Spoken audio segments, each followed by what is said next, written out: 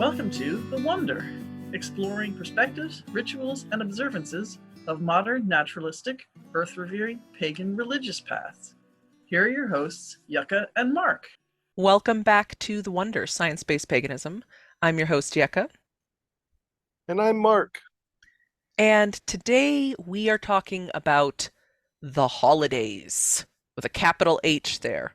So the Yeah. relationship with the larger society and cultural expectations, family members with perhaps different religious views and backgrounds, and just thinking about and dealing with all that stuff this time of year. Yeah. And some things you can do to kind of keep yourself centered and feeling good and to support yourself at this time of year. And we'll get to that when we get to it. Right. So, and it can be an intense time of year. There's a lot of different holidays happening. It's a time of year often when there's families are getting together when they might not throughout the rest of the year. Different families have very different relationships, and some families are we see each other every Friday evening, and others are, we see each other at Christmas and Thanksgiving, right? And Or something like Thanksgiving, that. yeah. Yeah. And so that can have a lot of emotions around it. Some positive, Hmm. some not positive. I know whenever I get back together with my siblings, it's like we're kids again. The dynamics, like Ah, we're all grown-ups, but the dynamics just go back to like being children or teens in our parents' house again. And so it can be kind of intense. Yeah. yeah. One of the things that I really notice is that especially, and of course I don't do this anymore, but for a long time, uh, there there was a time, like when I was in college, there were like those 2 days when we were expected to be a family. Mm-hmm. Even if we loathed one another, Mm-hmm. we were expected to be a family on Thanksgiving and on Christmas. And uh, it was very tense. Mm-hmm. Uh, it's, I always kind of wondered, well, who are we doing this for? And none of us seem to be enjoying it, but we're all going through the motions of doing this thing because there's an expectation, either a societal expectation or some picture in the mind of parents, whatever it is. Right. So yeah, you can find yourself kind of roped into engagement with people whose values are very different than yours, whose Mm-hmm. worldview is very different than yours, And and one, who may not be mhm, very tolerant of your perspective or even interested in what your perspective is. right. And that may be happening also, maybe not from family, because it can also be a really Mhm. isolating time of year when if you don't have that relationship with your family, or you don't have family, and it's a time of year in which there is so much focus on the, oh, getting back together with your family, but you don't have that relationship, right? And you have decided that you're not going to engage for your well-being, or there aren't people there for you on that. That can be really isolating. But then you can also be expected to be going to the office parties, or that this, it's there's just so many different directions where people can be having these pressures and intense feelings from. Right, right. And let's not forget, meanwhile, it's dark and Hmm. cold and wet in many places. And so there's just an awful lot that can really conspire to to to really put stresses on your mental health. Hmm. And to kind of pressure test your self-care and your personal practices Hmm. that you do in order to be balanced and happy and centered in yourself. Right. So, yeah, let's talk about some of the things that people can do. Um, Mm-hmm. I mean, I think a first step with whatever somebody's situation is thinking about what your own values are and what's most important to you. Because there is, when dealing with other people, there's going to be a diplomacy piece, right? Yes. What are the points where you are going, the things that you are wanting out of it, and what are the things that you're okay on compromising on, and just trying to figure that out before you go into the situation so that you can be prepared to be able to make a more conscious choice when things do come up, whatever it is. Yeah. Yeah. I think, and there are circumstances that conspire to sometimes make that more difficult, Hmm. like the fact that often people are drinking or you're drinking, and so your inhibitions may be a little bit lower, and you're at the office party and you're having an interesting conversation and you're excited about your non-theist paganism, your Hmm. atheopaganism, and so it just sort of comes into the conversation. And then you suddenly realize you're talking about religion in the workplace, and you're talking with someone whose opinions on that score you really don't know. It's it's just important to be really self-aware about the choices that you're making, about who you're disclosing your practices and beliefs to, and if that's really what you want to do, and what your hoped for outcome is in Hmm. doing that, whether it's just to be seen, or whether in the case of a family member, it's to be affirmed in your choice of path. There's a lot of different outcomes, Right. and we have to be careful. Yeah. And also thinking about what you are comfortable participating in and not, and on what, are you, Hmm. for you, does it matter if you go to your family's tradition and you go through the motions and the prayers or whatever, and where do you fall on that? So is it okay for Hmm. you to just go through the motions of it and know that you have a different take on it than they do? Or is it something that is important to you that you not do and that you figure out how to step out during those moments? Or, just kind of thinking about that ahead of time, right? Yeah. Like in my case, for example, I I'm not, if I'm a guest somewhere else, I'm not going to get in their way if they want to say a grace of some kind to their God during a meal. Mm-hmm. But I'm not going to bow my head and close my eyes. Mm-hmm. I'm just that's kind of where I put it. I'm, great, you guys do that. I'm not participating in it. It'll be over in a minute. Mm-hmm. And that's where I draw that line. Right. Other people may be like, well, okay, I'll close my eyes, I'll bow my head, and I'll just wait for their stuff to get over with. Yeah. That's okay. That's okay too. It's a matter of, first of all, of what are the likely consequences Mm-hmm. of making those different choices. If somebody's going to jump all over you because they peeked and saw that you weren't bowing your head and closing your eyes, then maybe discretion is the better part of valor there.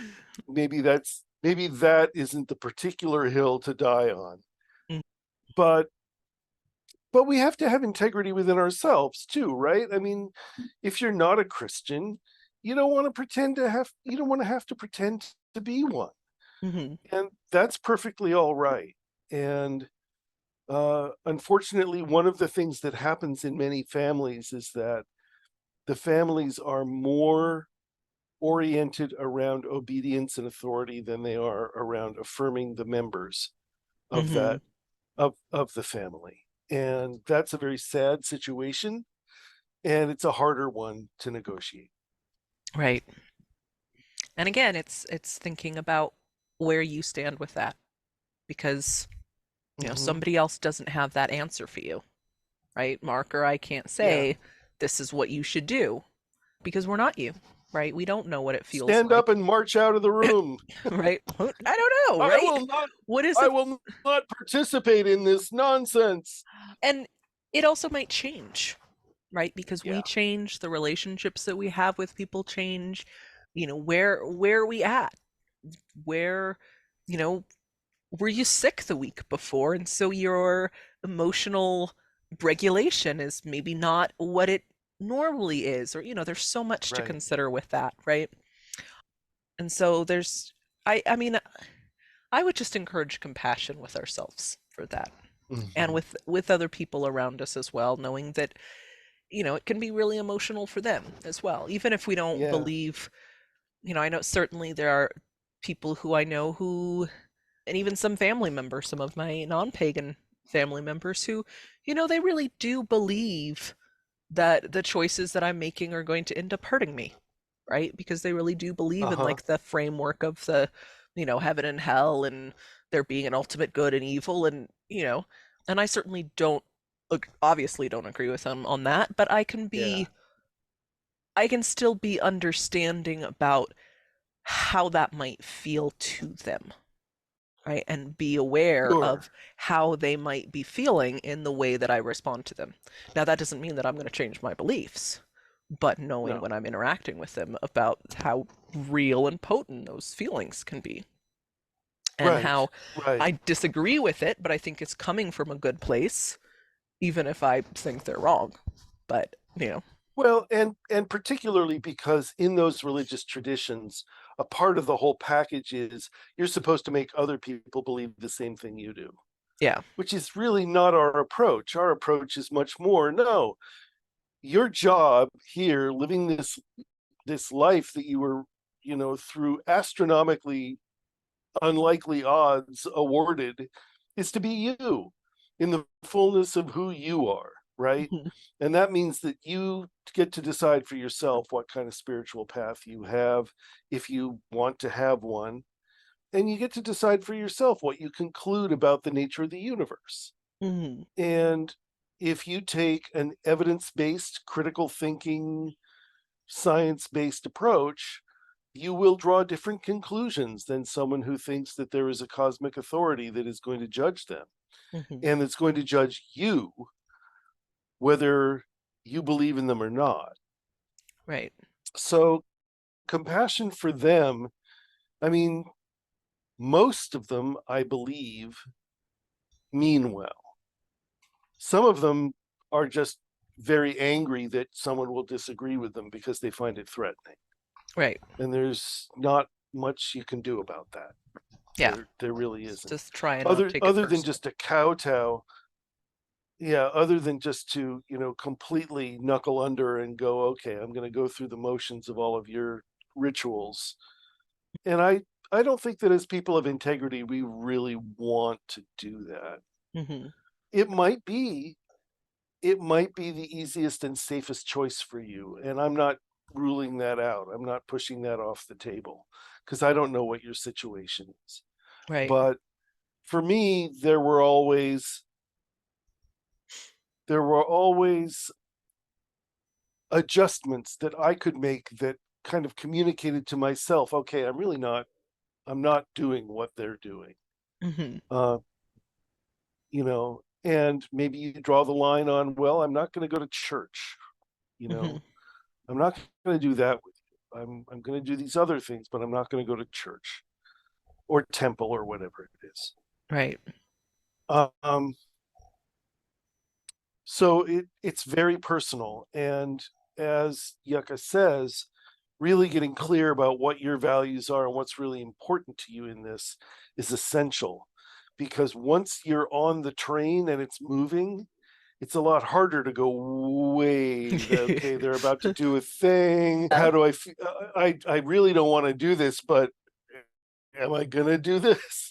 Yeah.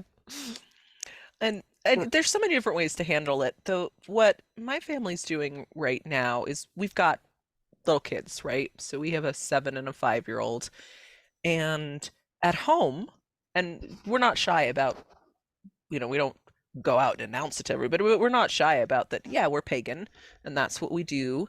But we have family that have other traditions. So it's Hanukkah right now. So on my side, so there's Mm-hmm. Safta, Mm-hmm. we do Hanukkah with her. every night. And we'll do the other throughout, we're Sephardic in our background, and that's like a really important cultural heritage identity. And we'll go through all of it, right? The kids, they're learning all the Hebrew prayers and all of that. But we talk about it afterwards, about that this is about our cultural heritage. It's like that we don't literally believe in this God figure, but many of our ancestors did, and this was important to them, and this is how they saw the world, and we get to be part of this heritage here. And then we do the same thing on their dad's side. Their grandmother is not like real intense, but she's Christian, and we'll go and we'll do Christmas and participate in it from that way, and try and just fully participate with the understanding that, yeah, we're experiencing this and we're going through the motions of it and we're feeling the ritual and the power of it, but we aren't literally believing in like a dude in the sky with a beard, right? We're understanding it as the power of ritual. And isn't it cool that we're part of this whole thing?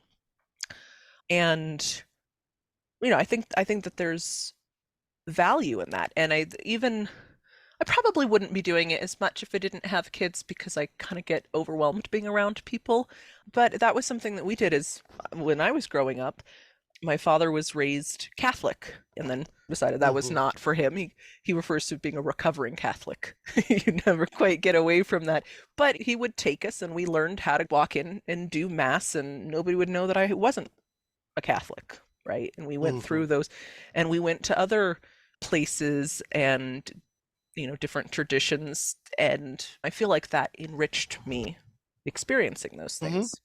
And so I think that there's opportunity times of the year like this, and I'm not saying this is what people have to do, but this is one way to think about it, is to go ahead and participate in it and just feel that connection and have your own take on it. But it doesn't need to be like a confrontation part. It's like, yeah, and I leave and then I go back to being my wonderful wild pagan in the desert. That's great.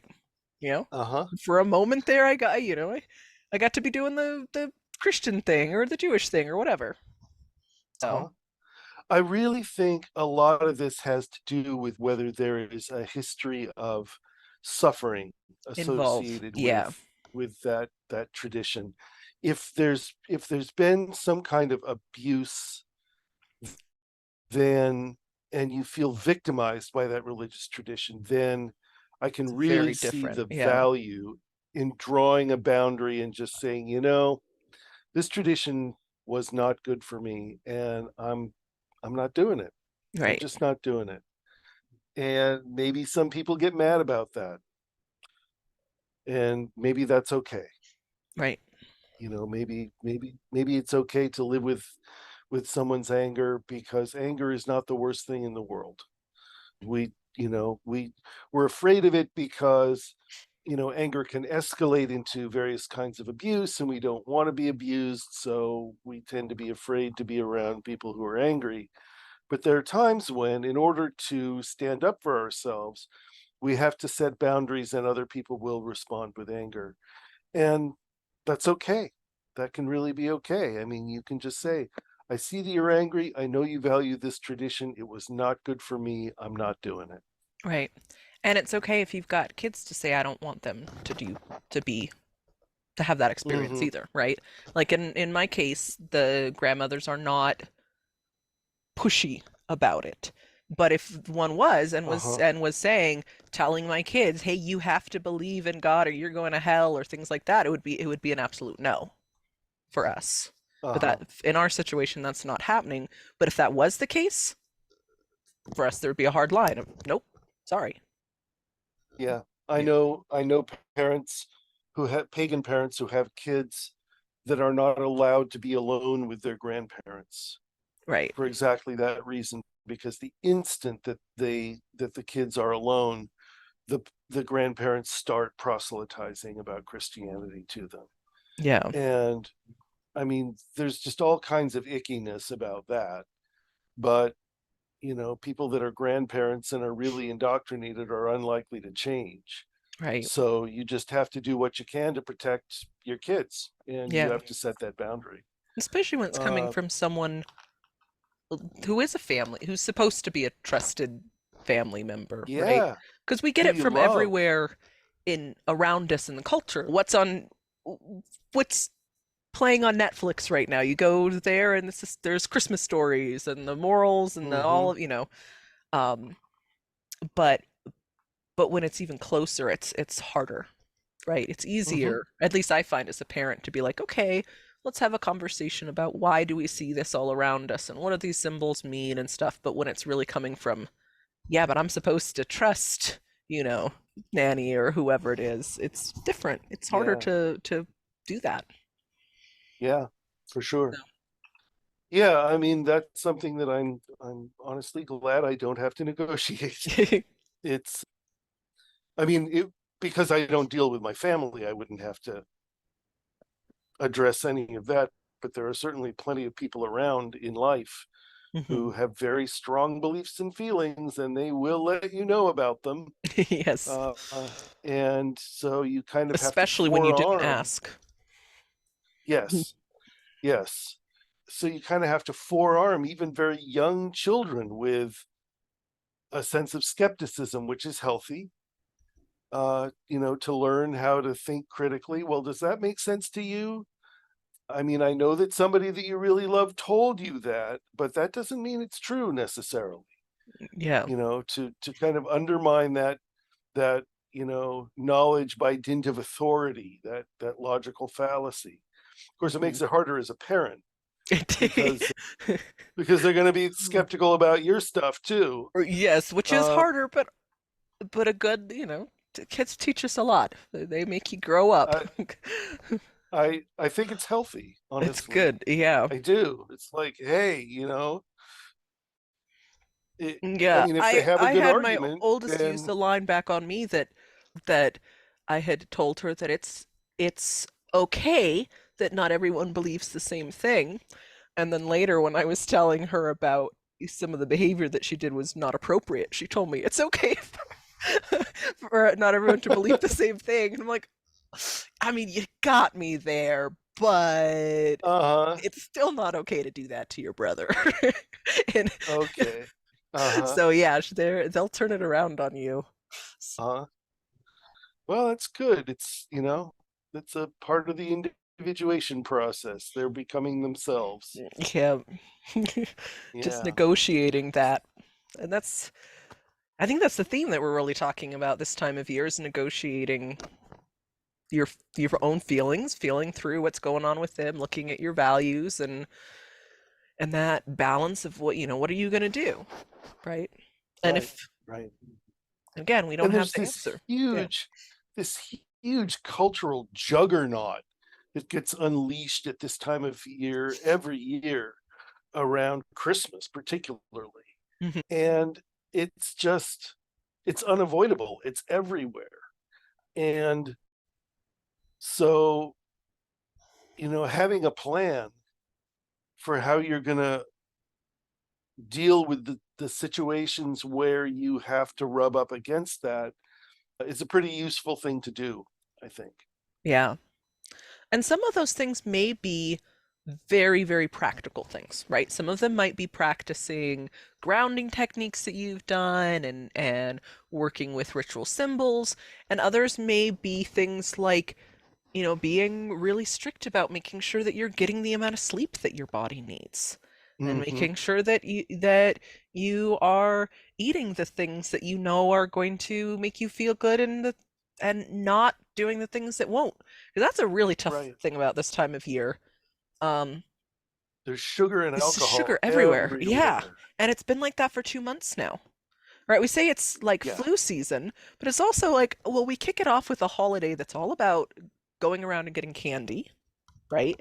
And then you have several Yeah. weeks of all this candy that's everywhere. And even if you're not a kid going trick or treating, like you go into the office and there's a bowl of M&Ms there, and and then we Right. have this holiday that is, at least here in the United States, Thanksgiving, which is about eating pies and sweets and cranberry Yeah. sauce and all of that. And then we go into December, which is just cookies all month long. And then we top it off with a night of drinking ourselves senseless, right? It's like, no wonder we're Uh-huh. sick all the time and have trouble Yeah. with like big feelings. We're just like eating all this stuff that is Mm, i- It's like, bouncing our metabolisms around. yeah, our sugars are spiking all over the place. And, maybe in a time period when we did need to fatten up for winter a little bit to survive that cold period coming, that might have been had a more practical purpose. But now it really serves to just have us wired all the time. Yeah. Yeah. So, And I mean, I do think that there is a little bit of a sort of self-medication piece to that too, in terms of, when it's dark, people can be more depressed. mhm. They can feel a little more bleak, and a nice bounce of sugar gives them a temporary respite from that. But the repeated hammering of your pancreas Yeah. with all of this stuff that's something else entirely. Right. And a lot of the stuff when you So, start thinking about it makes sense. And that's why so many of these holidays this time of year are holidays about light. They're festivals about light, yes. and they are often themed around that coming together and the closeness and it I mean, there's a beauty to it, right? Today we've been talking more about the challenges around it, but it's also can just Hmm. be a really there's there's so many special beautiful things about this time of year, but we just wanted Oh to yeah, address and be honest about the challenges as well, because that's a real part of it. sure. And there are wonderful things about other people's traditions that we can enjoy. Like, I mean, I do not put amazing displays of lights outside my house, but there are people who do, and Hmm. they're pretty. Hmm. Driving around and looking at them is a fun thing you can do with your family. And it's, wow, look, these people went to all this effort to create this incredible display of light, and it's colorful and it stands out in the darkness. And, it's a very cool thing. Something else that I wanted to talk about as sort of a practice is going stealth. Hmm. If you really need to be in the broom closet, as they say, with your family, um, wear a symbol under your clothes, or carry a talisman in your pocket that symbolizes your practice. Hmm. Something that you can bring with you that they don't know about, but you do. It's So that you can have incredible that kind what. of feeling of, yeah, I still got that, right? Yes, I've still got it with me, and they don't know about it, but it's still with me here right now. Um, this reminds me of an unrelated story. I had a friend who was a pagan priestess, actually, and she had this thing that she would do where she had these red lacy panties that she would wear to job interviews. Hmm. So, under her clothes, obviously, but she would wear these sexy red panties under her clothes, and the whole point of that was, well, I know something you don't know. Nice. You're interviewing me, you're grilling me about why I should get this job. Well, there's still stuff that you don't know about me. And that gave her a sense of empowerment in these job interviews. So, that was great. I like that. A very, very simple sort of ritual practice. Hmm. Yeah. Yeah. Yeah. So similarly, if you've got, like, I wear a sun tree symbol all the time. The Hmm. one that I got at the Sun Tree retreat last year, I just wear it all the time. And but I don't wear it out in work meetings. I don't, it's under my clothes, but it gives me that feeling that my community and my practice and my tradition are with me at all times. Hmm. And you'd be surprised at what a difference that makes. It's beautiful. Um, Hmm. yeah, if you really need to go undercover, then just, you know, do something that symbolizes it. I mean, I know there's some people in the community that have actually done like sun tree tattoos, but they're, Mhm. in places where they're under their clothes, right? So Right. you won't see them unless you decide you want somebody to see them. And that particular symbol is not a very recognizable one either. It's not one like that people are going to notice, like a cross or something like that. So Right, if you ever right. were asked about it, Although it's a cool the nature. Like, look, oh, isn't it cool? It's like the uh-huh, sun and a tree and like I just, I like nature. You've got a backup if you need to. uh-huh. So, Yeah, the challenge is that it is a conversation starter. hmm There have been times when when the pendant has been out for one reason or another, and people are always like, "Oh, that's cool. What's that symbol?" hmm And then I have to sort of titrate, okay, how much information am I going to share hmm about this, depending on who the person is and what the circumstances are and all that kind of thing. Yeah. So let's talk for a second about the other things. Having made your decision about how you're going to negotiate these places where you rub up against other traditions and expectations. hmm Now let's just talk about the holiday season, and we've already alluded to the whole sugar and alcohol situation. Things that you can do to take care of yourself at this time of year, kind of keep your mood up and stay focused on what's beautiful about this time of year, because there is a lot of beauty in this season. Yeah. Well, again, it's going to depend so much on what are the pieces that are really meaningful to you, right? Yeah. But if you can, do take some moments and try and set aside some time to do the things that really do matter to you this time of year, right? Hmm. I know for me, the the couch with my big warm drink and a book and the cat sitting on my lap, that's something that is really, really feeding. And so just making sure to, life is busy. You might even have to literally put it in the calendar. But if you need Yeah. to, literally schedule that time to do those things that are meaningful to you this time of year. Yeah. Yeah. It's funny you mentioned that. The latest post on the blog that I wrote is called Cozy. Oh, nice. And it's just about that, about, you know, taking advantage of this cold, dark time to, get cozy and have that warm beverage and, read a book or listen to music or whatever it is. Yeah. And time for yourself. hmm One of the things that this time of year tends to be is incredibly social. hmm And that can be really draining for many of us. Yeah. For some of us, the social interaction is energizing, it's feeding to them. But for many, it's like, wow, that sure takes it out of me to have to be on in that way. Yeah. It was lovely, but I am exhausted. Yeah. Yes. So now I'm going to go into a room by myself, and you're not going to see me for a couple of hours. And Yeah. that's how it's going to work.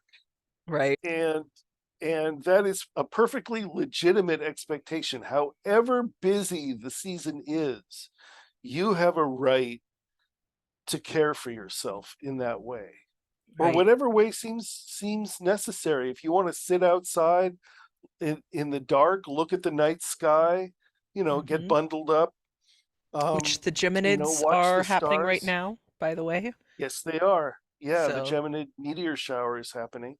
it should peak on the Um, 13th to 14th, but you should still be able to see it about a week ahead of time and afterwards as well. So if you don't get uh-huh, it out that exact night, don't worry. And you always have a chance every night, any random night to see it anyways, providing uh-huh. provided it's not cloudy. And let me see. We are in waning crescent right now. The It'll be pretty 12th, dark. yeah, the 12th Is is the the new new moon, I moon. believe. So yeah, this should be a Okay, so it'll great be year good for and it. dark. Yeah. Yeah, that's great. One of the best meteor showers of the year. Again, Uh-huh. if it's not cloudy.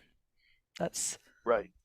Right. That's the tricky part. But yeah, so if you want an opportunity to bundle up, um, bundle up with, bring the sleeping bag with you, maybe, depending on your climate. For us, it's cold here, going out in the middle of the night, in the middle of I December. believe it. Oof. I believe it. I bet it's really cold.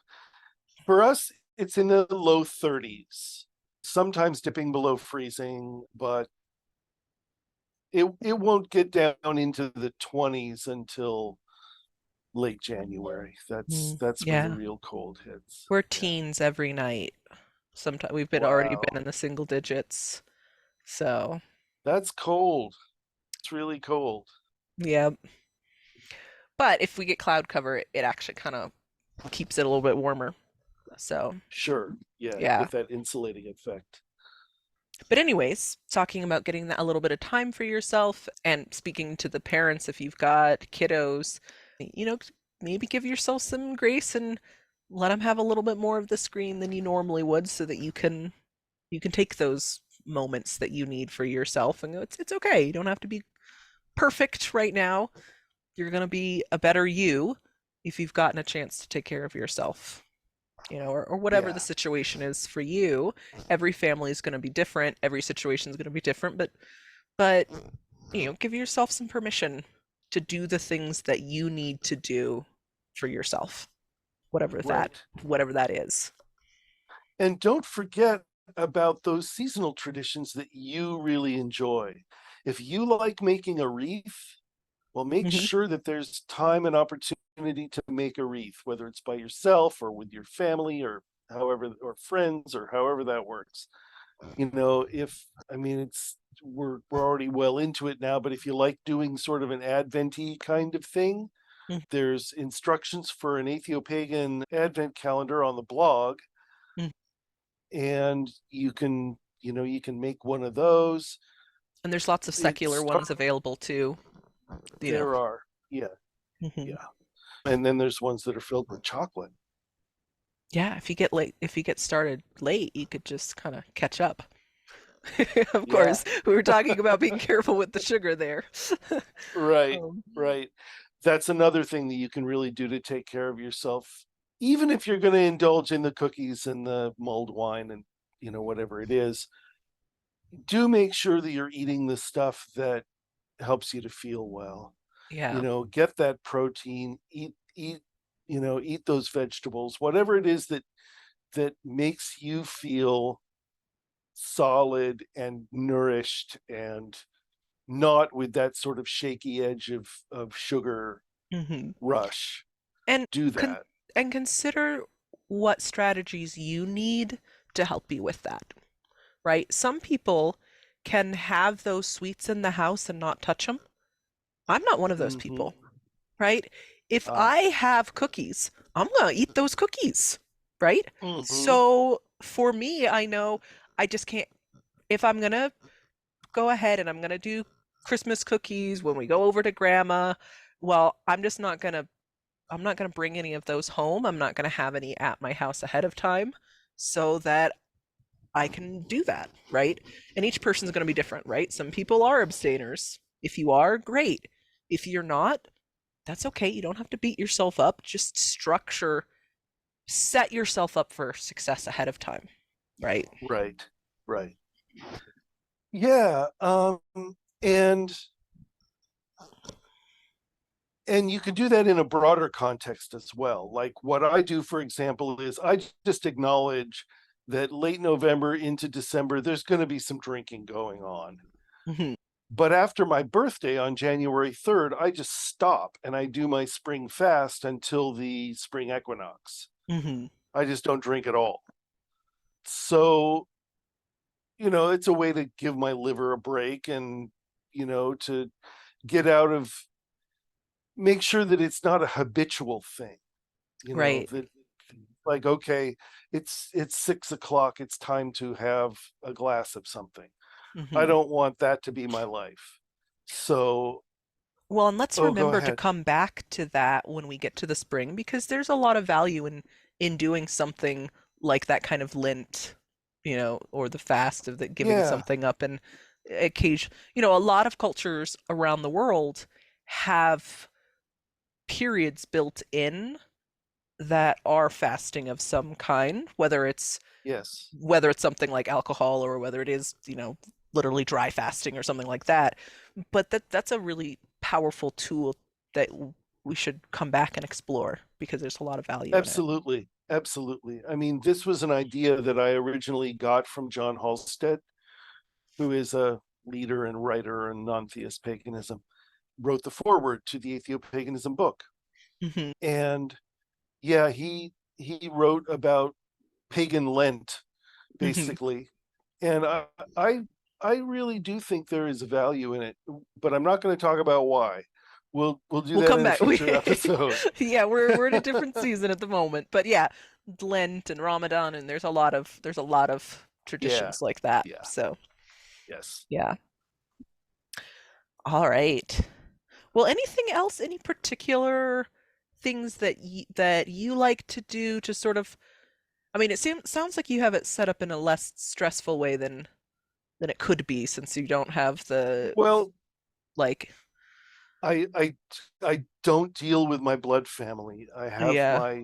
my ritual circle, who are my chosen family. We do a wonderful Yule together, but we don't exchange gifts. Hmm. If there were children in the mix, I would I would get gifts for them, because they're not going to understand some adult rationale for why consumerism is bad when all of their friends are getting presents.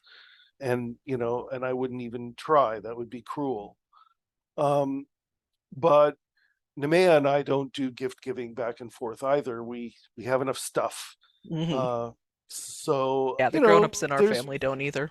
If I find something that I yeah, think they'll like I get it for them, right? sure, Throughout the year. sure, For the kids though, there is yes, something kind of fun about that.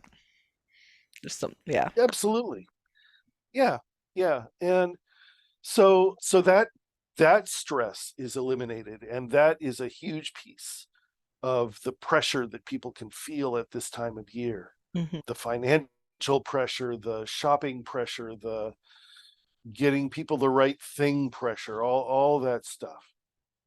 So that's one thing that helps. The other thing is, I really seize the season with both hands in terms of ritual practices. Hmm. I mean, I like to do the tree, and I like to do the Yule log, and I like to do the Glühwein, the German glow wine, and all those different cool things. And we'll be Nemea talking got more a about wreath. this next week, right? Yes, Yeah. we absolutely will. You said she Nemea got a got a wreath. wreath a few days ago, and it's fur, and it has that Hmm. incredible Christmas tree smell, and it's like childhood. You stick your nose into it, and it's like suddenly you're 7 years old. Hmm. Um, so all of those things are just very wonderful to me, and redecorating my focus to have seasonal elements in it. Um, and even though I'm working very, very hard right now, I'm still aware of what time of year it is, and listening to music, a lot of early music, like medieval and Renaissance Christmas music, because Hmm. it's in Latin, and it sounds like nonsense syllables, so I don't have to really get bombarded with the Christianity of it. Hmm. But the harmonies are so beautiful, really very special to listen to. And it just makes for this really very lovely kind of time that's filled with all these sensual pleasures. So Yeah. yeah, so that's how I like to approach it. Good. Yeah, and we'll definitely, so next week, can't believe already, we're going to be doing our solstice episode. So we'll get into Yeah. more details on some of the specific traditions we do and what that might mean to different people and, all of that good stuff. So, Yep, for sure. yeah, Well, thank you for joining us, everybody. It's good to have you with us. and we'll see you next week.